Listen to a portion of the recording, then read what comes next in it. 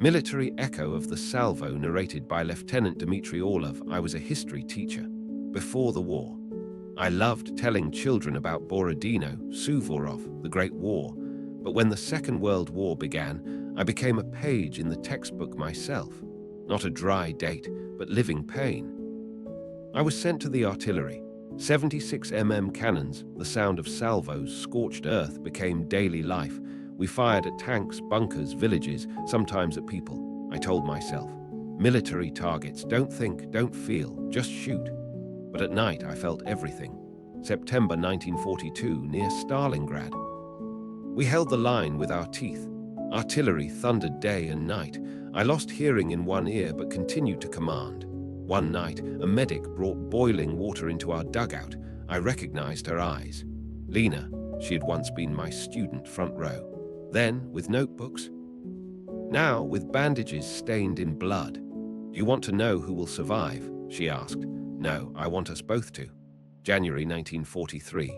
The Penal Battalion. We received a group of penal soldiers. No names, just numbers. One was young, with a Western accent, probably from Ukraine.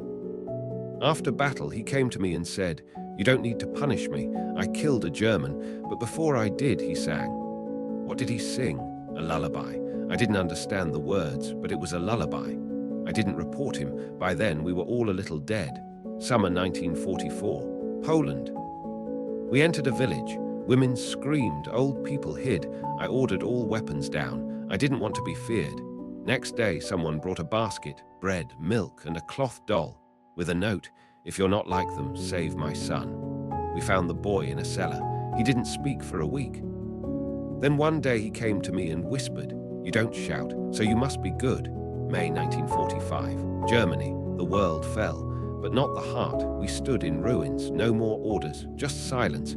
I saw my eyes in a broken mirror and didn't recognize them. Then Lena said, "Dima, we're alive. That means we must learn to live again." 1950s. Voices that don't speak I taught at school. Every spring, a lesson about war. Children recited poems, drew cranes. I remained silent, because when they said victory, I heard ashes. At night, soldiers visited me in dreams. One of them, Sasha, always came closest. He died in my arms at Kursk. In dreams, he laughed and called me by name. "Dima, you made it. We stayed there. At least tell someone." I told, but only Lena truly heard. 1957. The first grey-hair Lena and I married after the war. We had a daughter, Anya. She never heard me shout, rage, or cry. I was quiet. One day she asked, "Papa, are you kind?"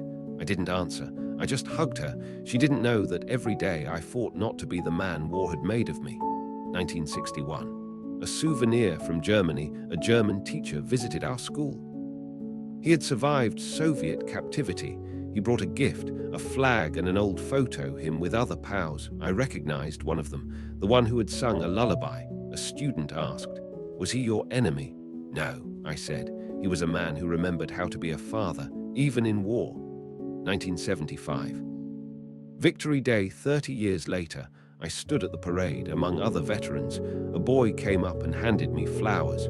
"Thank you for my life." I nodded. But inside, something collapsed, because I thought, did those I couldn't save forgive me? 1984.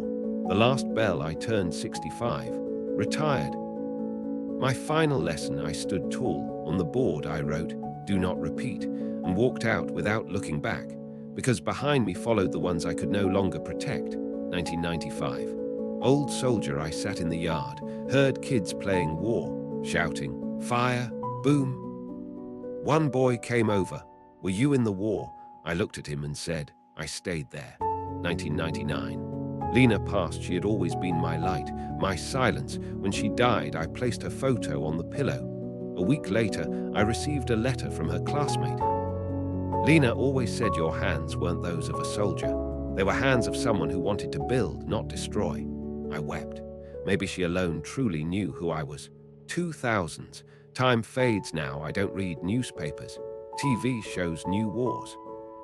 I sit by the window, holding an old shell casing, one that once flew from my gun. Inside, a folded note. "If you find this, remember, I was alive. I was a person." I wrote it in 1942. Now I read it to myself. And still, when I close my eyes, I don't hear gunfire. I hear songs, voices, laughter. I remember who I was before the war, and every day I try to hold onto that boy, the one who believed history was about heroes, not death. Let memory live on.